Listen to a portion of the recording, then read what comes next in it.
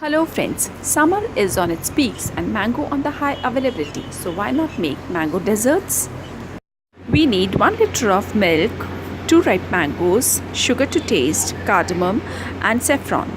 Take the milk in the heavy bottom pan and keep it on the low flame. Reduce it till 1/4 till it becomes creamy.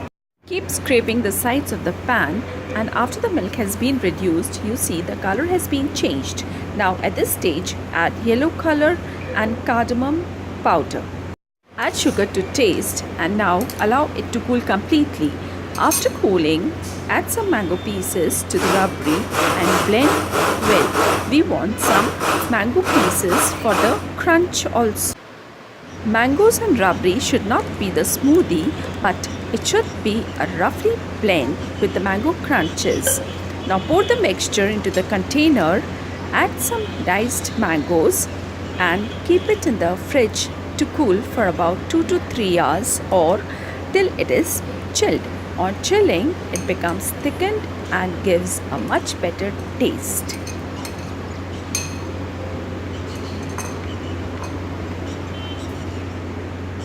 Your mango basundi is chilled now and ready to be served.